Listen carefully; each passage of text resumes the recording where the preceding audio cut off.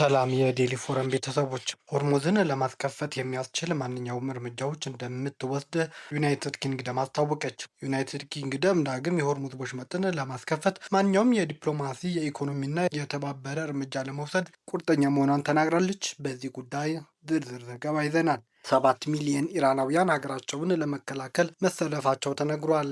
የኢራን መንግስት ከ7 ሚሊዮን በላይ ዜጎቹም ሀገራቸውን ለመታደግ ዝግጁ ናቸው ብሏል። በዚህ በኢራን መንግስት መግለጫ ጉዳይም ዝርዝር ዘገባ ይዘናል። የተባበሩት መንግስታት ድርጅት ዋና ጸሐፊ ጉቴሬስ እስራኤልና አሜሪካ ጦርነቱን እንዲያቆሙ ጠይቀዋል። በመካከለኛው ምስራቅ ላይ ከፍተኛ ጫና የሚያሳድርና በዓለም ዙሪያ ከፍተኛ አሉታዊ ተጽዕኖ የሚያሳድር ሰፊ ጦርነት አፋፍ ላይ ዓለም ትገኛለች ሲሉ ማስጠንቀቀዋል። ዝርዝር ዘገባ ይዘናል። የኢራን አብዮታዊ ዘብ ከፍተኛ አዛዥ መገደላቸው ይፋ ተደርጓል። ወታደራዊ ምንጮች ጠቅሶ የኢራን መገናኛ ብዙሃን እንዳሳወቁት ከፍተኛ የጦር አዛዡ የተገደሉት በአሜሪካና በእስራኤል እየተፈጸመ ባለው ጥቃት መሆኑ ተነግሯል። በዚህ ጉዳይም ዝርዝር ዘገባ ይዘናል። ሩሲያ የመካከለኛው ምስራቅ ጦርነት እንዲቆም ለማድረግ ለማደራደር መስማማቷ ተነግሯል። በዚህ ጉዳይም ዝርዝር ዘገባ ይዘናል። ኢራን ሰራዊቷ ለማንኛውም የጦር ግዳጅ እንዲዘጋጅ ትዕዛዝ አስተላልፋለች። ከኢራን አብዮታዊ ዘብ ጋር ግንኙነት ያለው ታሲም ያወጣው ዘገባ እንደሚያሳየው የኢራን ወታደሮች ለየትኛውም ግዳጅ በፍጥነት ዝግጁ እንዲሆኑ ታዟል። በዚህ ጉዳይም ዝርዝር ዘገባ ይዘናል። ሆርሙዝን ለማስከፈት የሚያስችል ማንኛውም እርምጃዎች እንደምትወስድ የዩናይትድ ኪንግደም የውጭ ጉዳይ ሚኒስትር ተናገሩ። ውጭ ጉዳይ ሚኒስትር ዩቬት ኩፐር በዓለም ላይ ያሉ ሀገራት ዳግም የሆርሙዝ ወሽመጥን ለማስከፈት ማንኛውም የዲፕሎማሲ የኢኮኖሚና የተባበረ እርምጃ ለመውሰድ ቁርጠኛ መሆናቸውን ተናግረዋል። ሚኒስትሯ ከጋዜጠኞች ጋር በነበራቸው ቃለ ምልልስ ከ40 በላይ አገራት ወሳኝ የሆነውን የባህር መተላለፊያ ለማስከፈት በሚደረግ ጥረት ላይ ለመሳተፍ መተባበራቸውን ተናግረዋል። ኢራን ወሽመጡን ሙሉ በሙሉ ከዘጋች በኋላ ዓለም አቀፍ የነዳጅ አቅርቦት ላይ ዋጋ ላይ ከፍተኛ ተጽዕኖም እያሳደረ ነው። ዩናይትድ ኪንግደም በዛሬው ዕለት የሆርሙዝ ወሽመጥን ዳግም ለማስከፈት ያለመ ጉባኤ አስተናግዳለች። የውጭ ጉዳይ ሚኒስትር ኩፐር በተደጋጋሚ ኢራን የዓለም ምጣኔ ሀብትን ለማገት የዓለም አቀፍ የባህር ትራንስፖርት መስመር የሆነውን ወሽመጡን በግዴለሽነት ዘግታለች በማለትም ኮንነዋል። አክለውም ይህ የኢራን እርምጃ በዩኬ የነዳጅ፣ በአፍሪካ የአፈር ማዳበሪያ እና በእስያ የጋዝ ዋጋ ላይ ጫና መፍጠሩንም ተናግረዋል። የተባበሩት መንግስታት እስከ 2000 የሚደርሱ መርከቦች በፋርስ ባህረ ሰላጤ ላይ መንቀሳቀስ ሳይችሉ መቆየታቸውንም ተናግሯል። ሆርሙዝ ወሽመጥ በወር ከ3000 በላይ መርከቦች የሚተላለፉበት እንደሆነም መረጃዎች ያሳያሉ። 7 ሚሊዮን ኢራናውያን ሀገራቸውን ለመከላከል መሰለፋቸውን ኢራን አስታወቀች። ከአሜሪካና የእስራኤል ጥቃት ከተጀመረ ጊዜ አንስቶ 7 ሚሊዮን ኢራናውያን ሀገራቸውን ለመከላከል በፈቃደኝነት ለወታደራዊ አገልግሎት ከሰራዊቱ ጎን መሰለፋቸውን የኢራን ፓርላማ አፈጉባኤ ሞሐመድ ባግሄር ጋሊባፍ ተናገሩ። አፈጉባኤው የሀገሪቱ መንግስት ባካሄደው ከፍተኛ ብሔራዊ ዘመቻ በሚሊዮን የሚቆጠሩ ኢራናውያን ታጥቀው ሀገራቸውን ለመከላከል ቁርጠኛነታቸውን አሳይተዋል ብለዋል።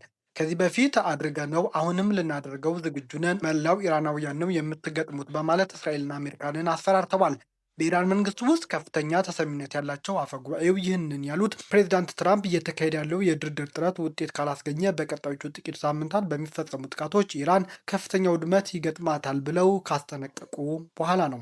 አሁን በሚሊዮን የሚቆጠሩ ኢራናውያን ጠመንጃ በማንሳት ጠላት ሊፋለሙ እንደተዘጋጁ የገለጹት አፈጉባኤው ሞሐመድ ባግሄር ጋሊባፍ በኢራን መንግስት ውስጥ ለመነጋገር የሚሆኑ ሰው እና ቀጣይ የሀገሪቱ መሪ ይሆናሉ እያለች አሜሪካ በተደጋጋሚ የምትጠቅሳቸው ባለስልጣን ናቸው።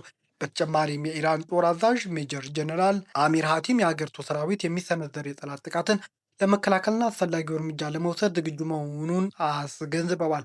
ይህ በእንዲህ እንዳለ በኢራን ላይ የሚፈጸመው ጥቃት ሐሙስ ዕለት የቀጠለ ሲሆን ከቴህራን በስተ ምዕራብ የምትገኘው ካራጅ ከተማ ክፉኛ መመታቷንና በከተማው የሚገኙ ቁልፍ ድልድይ ኢላማ መድረጉንም ድልድዩም በክፉኛ መደብደቡንም የቢቢሲ የፋርስ ቋንቋ ተናግሯል። በተመሳሳይ ሳውዲ አረቢያ፣ የተባበሩት አረብ ኤምሬትስ ኢራን ሚሳኤሎቿንና ድሮኖቿን ወደ ግዛታቸው ማስወንጨፏን አስታውቀዋል።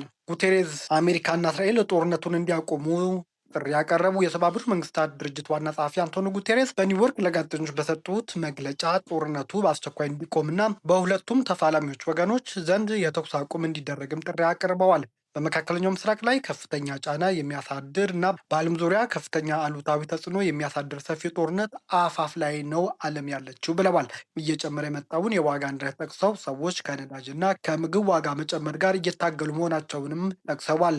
የሆርሙዝ የባህር ወሽመጥ ሲዘጋ በዓለም ላይ በጣም ድሃና ተጋላጭ የሆኑትን መርሳት አይቻልም ብለዋል። አለመግባባቶች በሰላማዊ መንገድ እንዲፈቱ ጥሪ ያቀረቡት ዋና ጸሐፊው ጉቴሬዝ የኒውክሌር ተቋማት ጨምሮ የሲቪል መሰረተ ልማቶች መከበርና መጠበቅ አለባቸውም ሲሉም አስጠንቅቀዋል። አክለውም መልእክቴ ግልጽ ነው፣ ለዩናይትድ ስቴትስና ለእስራኤል ከፍተኛ የሰው ልጅ ስቃይ እያደረሰ ያለውን የአስከፊ ኢኮኖሚ መዘዝ የሚያስከትለውን ጦርነት እንዲያቆሙ ማሳሰብ ነው። ኢራናውያን ደግሞ ጎረቤቶቻችሁን ማጥቃት አቁሙ ሲሉም ተማጽነዋል። የኢራን አብዮታዊ ዘብ ከፍተኛ አዛዥ መገደላቸውን የአገሪቱ መገናኛ ብዙሃን አረጋገጡ። በኢራን እስላማዊ አብዮታዊ ዘብ ውስጥ የሚገኘው ፋቲሃን የተባለው ክፍል አዛዥ የሆኑት ጄኔራል መሐመድ አሊ ፋታሊዛዲህ መገደላቸውን የአገሪቱ መገናኛ ብዙሃን ጠቅሶ ቢቢሲ ዘግቧል።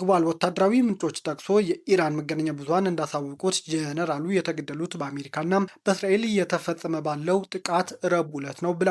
ምንጮችን ጨምሮ ጄኔራል መሐመድ አሊ ፋታሊዛዲህ ቀደም ሲል የአብዮታዊ ዘቡ እግረኛ ሰራዊት ክፍል አዛዥ እንዲሁም ባሲጅ የተባለውን የሚሊሻ ጦር ፋቲሃን የተባለው ክፍል አዛዥም ነበሩ። የቻይናው ዥንዋ የዜና ወኪል በበኩሉ ከኢራን ጦር ኃይሎች ጠቅላይ ማዘዣ ጋር ግንኙነት ያለው ዴፋ የተባለውን የኢራን ዜና አገልግሎት ጠቅሶም ዘግቧል። በተጨማሪም የኢራን መንግስት ተቃዋሚ ቡድኖች ምንጮች ከፍተኛ የአብዮታዊ ዘብ አዛዥ መገደላቸውን እየተናገሩ ነው። ይህ በጀኔራል መሐመድ አሊ ፋታሊዛይድ የሚመራው ፋቲሃን የተባለው የአብዮታዊ ዘቡ ልዩ ክፍል በሶሪያ ጦርነት ውስጥ ተሳታፊ እንደነበርም አንዳንድ ምንጮች አመልክተዋል።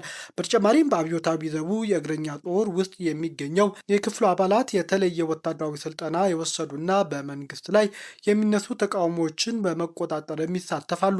እስካሁን ስለ ከፍተኛ የጦር ጀኔራሉ መገደል ከኢራን ሆነ ከእስራኤል በኩል በግልጽ የተነገረ ነገር ግን እንደሌለ ዘገባዎች ጠቁመዋል። ሩሲያ የኢራን ጦርነት እንዲቋጭ ለማገዝ ዝግጁ መሆኗን ገለጸች።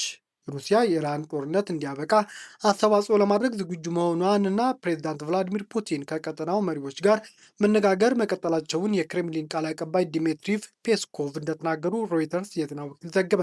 ፕሬዚዳንቱ እነዚህ ግንኙነቶች ቀጥለዋል፣ በሆነ መንገድ አገልግሎታችን ከተፈለገ በእርግጥም በተቻለ ፍጥነት ወታደራዊ ሁኔታ ወደ ሰላም እንዲሸጋገር ለማረጋገጥ አስተዋጽኦአችን ለማድረግ ዝግጁ ነን ሲሉም ቃል አቀባዩ ለጋዜጣው አስታውቀዋል። ፕሬዚዳንት ትራምፕ አሜሪካ ከኔቶ አባላት ለማስወጣት እያሰቡ እንደሆነ ስለመናገራቸው ለሩሲያ ቃል አቀባይ ጥያቄ ቀርቦላቸው ሩሲያ ኔቶን የምትመለከተው እንደ ጠበኛ ጥምረት እንደሆነ በመግለጽ ምላሽ መስጠታቸውንም ሮይተርስ ዘግቧል።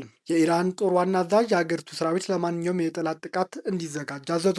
የኢራን ጦር አዛዥ ሜጀር ጀነራል አሚር ሀቲም ሰራዊቱ አመራሮች የጠላትን እንቅስቃሴ በከፍተኛ ጥንቃቄ እንዲከታተሉና ማንኛውም አይነት ጥቃት ለመከላከል እርምጃዎችን ለመውሰድ እንዲዘጋጁ ትዕዛዝ መስጠታቸው ተዘግቧል።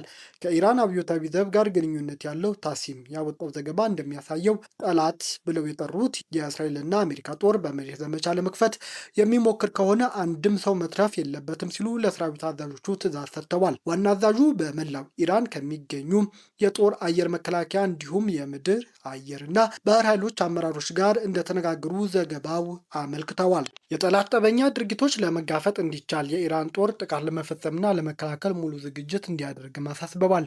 የጦርነት ደመና ከሀገራችን ላይ መነሳት አለበት። የሁሉም ደህንነት ሊጠበቅ ይገባል። ምክንያቱም አንድ ቦታ ደህንነቱ የተጠበቀ ሆኖ ህዝባችንን ደህንነቱ ያልተጠበቀ ሊሆን አይችልም ሲሉም ተናግረዋል። ጦር አዛዡ ይህንን ያሉት ፕሬዚዳንት ዶናልድ ትራምፕ በሚቀጥለው 2 ወይም 3 ሳምንት ውስጥ ኢራን በኃይለኛው እንደምትመታ ከተናገሩ በኋላ ነው። አሜሪካ እግረኛ ሰራዊቷን ወደ ኢራን ደሴቶች ልታሰማራ ትችላለች የሚለውም ስጋት ከጊዜ ወደ ጊዜ እያየለ መጥቷል። ትራምፕ ረቡዕ ዕለት ባደረጉት ንግግር የአሜሪካ ጦር በኢራን ሊያሳካ የሚፈልጋቸውን ዋነኛ ስትራቴጂካዊ ግቦች ሊጠናቀቁ እንደተቃረቡ አንስተዋል። ይህ ጉዳይ በተደጋጋሚ ቢናገሩትም እስካሁን ግን ተፈጽሟል የሚል ነገር ግን አልተናገሩም።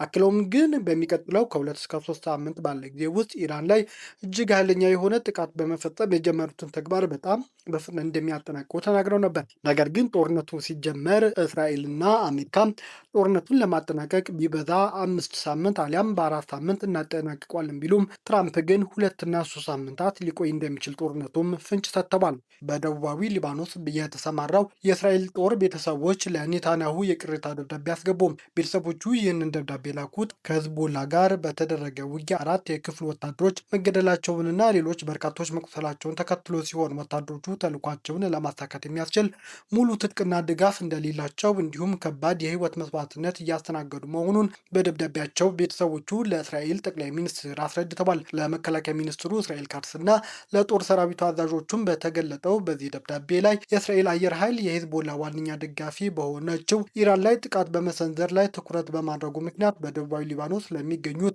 ወታደሮች በቂ የአየር ላይ ከለላና ድጋፍ እንዳልተሰጣቸው ወላጆች ቅሬታቸውን አቅርበዋል። በመሆኑም አፋጣኝ የሆነ አስፈላጊ ለውጦች እንዲደረጉም አጥብቀው ጠይቀዋል።